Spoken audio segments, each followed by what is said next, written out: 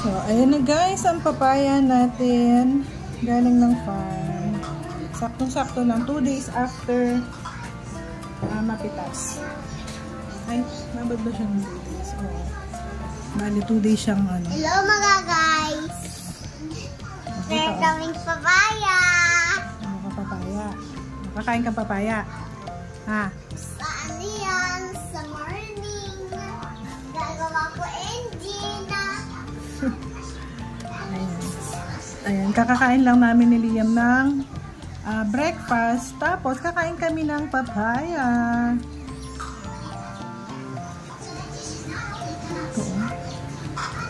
Papaya. Ayan, tamis.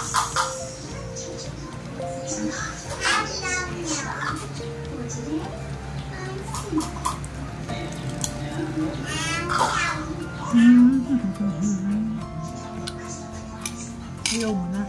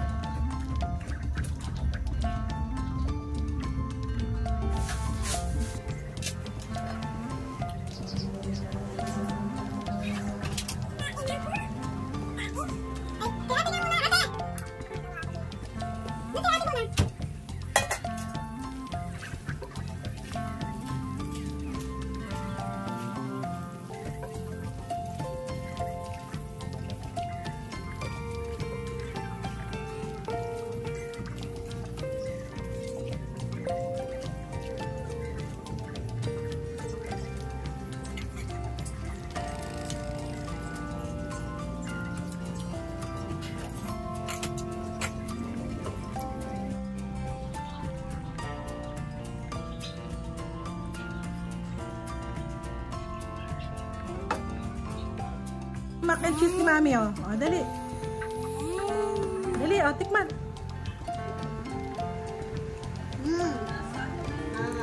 Ano? Masarap?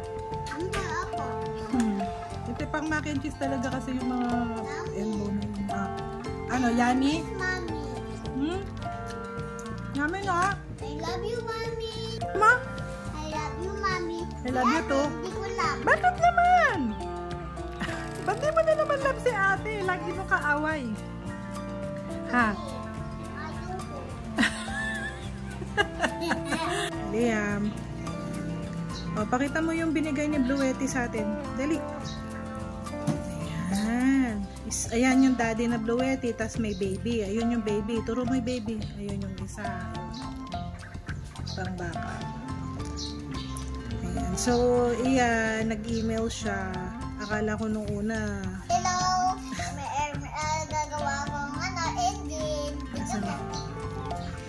Hello, guys. Ano naman yung ano niya. Asan yung vlog? Yung mga Picasso niya. Yes, yung picture. Ayun, vlog. Ito binigay nila is AC200L. Yung isa kasi 180, yung AC180. Umaabot siya ng, alam ko, 1,000. Ay, sorry. Ayan yung una. Ayan, nagbablog din siya. Papakita natin yung Bluetti natin. Ayan. Nung nag-email yan, hindi iba yung nag-email or nag-communicate sa amin dun sa unang Bluetti. Iba yung ngayon. Yung ngayon, through email. Opo, wait lang. May sasabihin lang si Mami, ha? Yung una, through WhatsApp. Tapos ito, through email. Nung una, akala ko scam lang. Kasi nadala na ako dun sa isang nag-email na nagpadala ng sealant. Sabi, free lang. Ibibigay ng free, tapos ipopromote lang. Kaya lang nung pagdating dito, sinisingil ako ng 1,000 plus eh.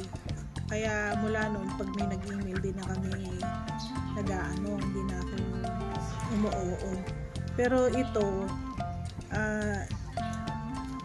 tinry lang namin, pwede naman kasing tanggihan pag dumating dito at pinabayad. Kasi hindi biro yung presyo nito eh. Kung discounted price siya, nasa 74,999. Ang talagang price niya is, alam ko sa Amazon, chinek ko, $1,500. So, magkano din yun dito? $1,500. Ay, 1,599. So, malaki-laki din yung na-discount price niya. Ayun. So, sinubukan namin siya sa ref. Pwede siya dito sa Panasonic inverter. Nagkukonsume lang siya ng 56 watts. Tapos, aabot siya ng 16 hours kung dire-diretso. Yung ref lang. Pero, pag yung mga heater ng tubig, yung mga electric kettle, ang lakas kumonsumo nun. Nasa 2,000 watts yata yung ikukonsume niya. Ayun lang. So, meron akong video na ini-edit pang reels at saka pang shorts. Kaya lang sa June pa yun i-upload. Yun lang yung mga condition nila. 3 videos lang. Para lang ma-promote yung product nila. Diba? Hindi na masama kahit hindi ka bayaran ng pera. At least ito pang backup din to eh. Kung naka-work from home ka at nawalan ng kuryente, so pwede mong isaksak yung computer mo, laptop, o yung iyong at saka wifi. Ayun, sinubukan namin sa printer. Gumagana naman din siya. Kasi 2,400 watts ang niya, ang capacity niya. So, syempre, huwag tataas doon. Pag mas mataas doon, hindi na niya kaya. Ayun lang ang ating ngayon, product. So, thankful naman kami. Meron ngang nag-message, gustong bilhin yung maliit. Hindi rin naman namin ma-let go yun. Kasi, minsan, kailangan nila sa farm. syempre, pag ilulusong sa farm, yung luma na, itong bago yung may iwan dito. Kasi ano minsan, unpredictable din yung kuryente dito sa amin, biglang nawawala dito sa Nueva Ecija. Minsan maghapon, merong maintenance, so maghapon walang kuryente. So at least may pang backup kami. Lalo na pag bumabagyo, diba?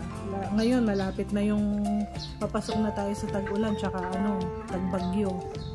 Kaya mainam din na may pang backup ka. Tsaka tahimik lang siya, unlike din sa generator na unang binili ni James Speaks. Siyempre, habang umaanday siya dahil komoba di gasolina, tsaka motor siya, maingay siya. Ano yung ginagawa mo? Anong engine yan? Engine ng Blue Edge. Engine na.